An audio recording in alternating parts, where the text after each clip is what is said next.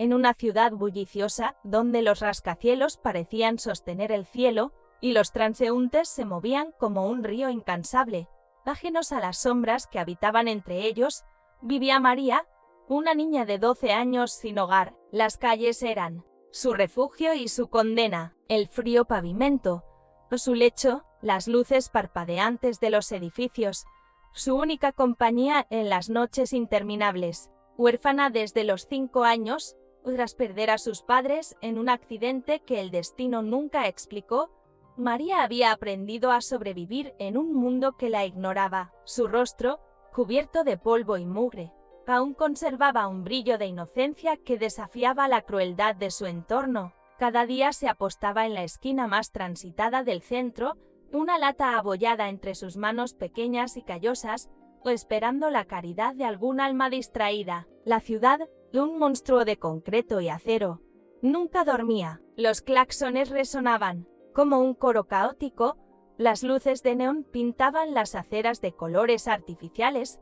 y el aire olía a gasolina y promesas rotas. María había aprendido a ser invisible, a deslizarse entre las multitudes sin ser vista, a leer los rostros de quienes pasaban, los que daban una moneda por lástima, los que la miraban con desprecio y los que simplemente no la veían. No robaba, no mendigaba con insistencia. Su orgullo, aunque maltrecho, era lo único que le quedaba, pero el hambre era un enemigo implacable, y el frío, un recordatorio constante de su vulnerabilidad. Una noche de invierno, cuando el viento cortaba como navajas y las luces de la ciudad titilaban en un crepúsculo helado, algo extraordinario sucedió. Entre el torbellino de abrigos y maletines, María divisó a un hombre que destacaba entre la masa. Vestía un traje gris oscuro, perfectamente cortado, y sus pasos eran rápidos, decididos. Hablaba por teléfono, su voz grave perdida en el ruido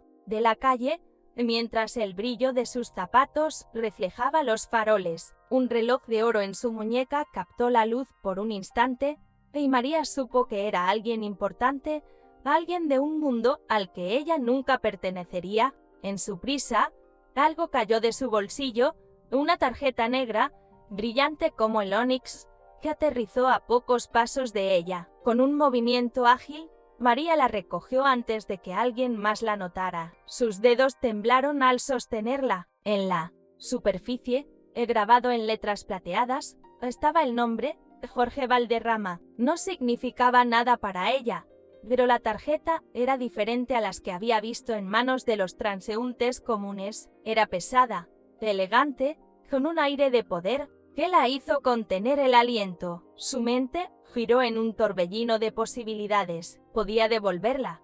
Sí.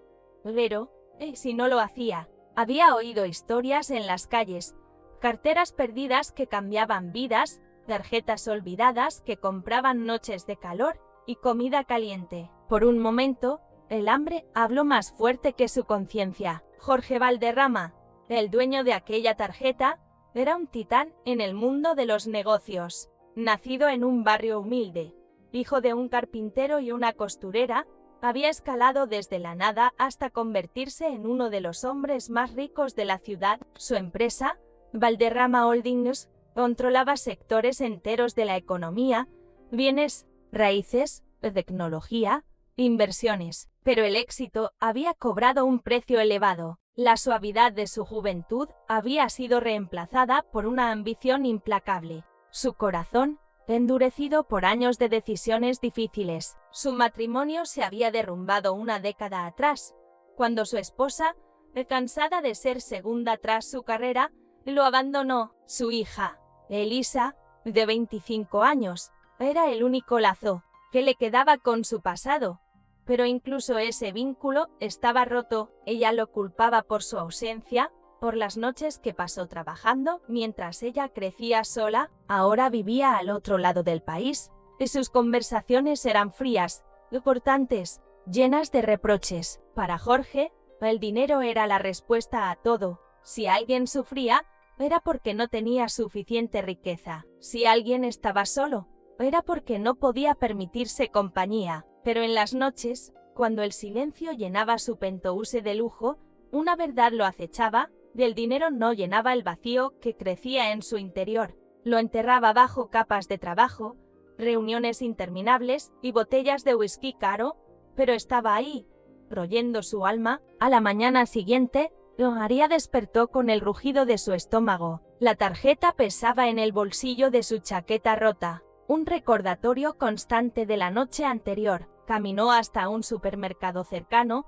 uno de esos lugares brillantes y cálidos que siempre había mirado desde afuera. Las puertas automáticas se abrieron con un siseo, y el aroma a pan recién horneado la golpeó como un sueño. Con el corazón en la garganta, llenó un carrito, pan, una manta gruesa, un par de botas que abrazaron sus pies doloridos, una barra de chocolate que olía a paraíso. Al llegar a la caja, extendió la tarjeta con manos temblorosas. La cajera, una mujer de rostro aburrido, la pasó por la máquina sin mirarla 2 veces. «Aprobado», anunció la pantalla. María contuvo el aliento, esperando que sonara una alarma, que alguien la atrapara, pero no pasó nada. Tomó sus cosas y salió, con el corazón latiendo como un tambor. Sin embargo, la euforia duró poco. Al abrir el chocolate y morderlo, el dulce sabor se mezcló con una amarga culpa. No era una ladrona, nunca lo había sido. Pensó en el hombre del traje, en cómo había perdido algo que quizás ni notaría, pero que para ella era un tesoro inmerecido. Decidió buscarlo. Con la astucia que las calles le habían enseñado, preguntó a los vendedores ambulantes, revisó titulares en los periódicos tirados en la basura, y pronto supo quién era Jorge Valderrama. Su oficina estaba en el corazón del distrito financiero, un rascacielos de vidrio y mármol que parecía un castillo inalcanzable. Vestida con su ropa raída, María entró al vestíbulo. Las miradas de los empleados la atravesaron como agujas. Sorpresa, desprecio, curiosidad. El recepcionista, un hombre de traje impecable, la detuvo con una mano alzada. «¿Qué haces aquí?» «Niña», su tono era seco, casi cruel. «Traigo algo para el señor Valderrama», respondió ella, sacando la tarjeta. Los ojos del hombre se abrieron de par en par, y minutos después, María subía en un ascensor de paredes espejadas hacia el piso más alto. El despacho de Jorge era un reino de opulencia, muebles de cuero, vistas panorámicas de la ciudad, una pared llena de premios y reconocimientos. Él estaba al teléfono, gritando órdenes. Cuando María entró, al verla, colgó con un gesto brusco y la miró con ojos entrecerrados. «¿Quién eres tú? ¿Qué significa esto?» Su voz era fría, cortante como el vidrio que lo rodeaba. María dio un paso adelante, extendiendo la tarjeta. «Creo que esto es suyo. Lo encontré anoche», explicó cómo la había recogido, cómo la había usado para comprar lo esencial. «Lo siento», añadió, bajando la mirada. «No quería robar, solo necesitaba comer». Jorge la observó en silencio. Su rostro, una máscara de acero. Podría haberla echado, haberla denunciado, pero algo en su voz, en su postura derrotada, lo detuvo. «¿Por qué no te quedaste con ella?», preguntó, su tono aún desconfiado. «Podrías haber gastado miles y desaparecer». María alzó la vista, sus ojos brillando con una mezcla de miedo y esperanza. «Noquiero dinero ni cosas, quiero algo más». Jorge frunció el ceño, intrigado a pesar de sí mismo. «¿Qué quieres entonces?». Ella dudó, mordiendo su labio inferior antes de responder, con voz temblorosa. «Quiero una familia». El aire se volvió pesado. Jorge sintió como si un puño invisible le apretara el pecho. De todas las cosas que esperaba, dinero, ropa, un refugio, esa petición lo desarmó. «Una familia», repitió, incrédulo. Esas palabras eran un eco de lo que había perdido. Su esposa, su hija, los años que no podía recuperar. Intentó reír, desviar el golpe con sarcasmo. «No sé cómo ser familia. Ese hombre murió hace mucho». Pero María, con una chispa de desafío en sus ojos, susurró: «No podrías intentarlo». Por primera vez en décadas, Jorge sintió que sus ojos se llenaban de lágrimas. No supo si era por vergüenza, por el recuerdo de Elisa, o por la niña que lo miraba con una esperanza tan pura que dolía. Contra toda lógica, asintió. «Quédate conmigo un tiempo», dijo. Su voz ronca. «Veremos qué pasa». Se dijo que era caridad, un acto temporal, pero en su interior algo comenzaba a romperse. Los días siguientes fueron un torbellino. María trajo vida a su penthouse estéril. Sus preguntas, ¿por qué vives solo? ¿Alguna vez sonríes? ¿Eran dagas que perforaban su armadura? Le enseñó a cocinar sopa con los restos de su nevera, y él, torpe al principio, terminó riendo por primera vez en años. Pero la paz era frágil, y pronto llegó la tormenta. Elisa, la hija de Jorge, vivía al otro lado del país, en una ciudad costera donde trabajaba como artista. Había cortado casi todo contacto con su padre, pero un conocido de la familia le escribió un mensaje: «Tu padre tiene a una niña viviendo con él». Furiosa, Elisa tomó el primer vuelo de regreso. Al llegar al penthouse, irrumpió como un huracán. «¿Qué es esto?», gritó, señalando a María, que se encogía en un rincón. «¿Crees que puedes reemplazarme con ella? Me abandonaste por tu trabajo y ahora juegas a ser padre con una desconocida». Jorge intentó explicarse, pero las palabras de Elisa eran un torrente de dolor acumulado. «¿Cuántas veces me dejaste sola? ¿Cuántas navidades pasé esperando que volvieras a casa? Y ahora, esto». Lágrimas corrían por su rostro, y María, al escuchar el enfrentamiento, sintió que el suelo se hundía bajo sus pies. Pensó que ella era el problema, que su presencia solo traía sufrimiento. Esa noche, mientras Jorge y Elisa discutían, María escapó, perdiéndose en las calles que también conocía. Jorge despertó al día siguiente y encontró su cama vacía. La buscó desesperadamente, recorriendo las esquinas donde los mendigos la conocían, preguntando a cada rostro que encontraba. La culpa lo consumía. María le había dado algo que no sabía que necesitaba: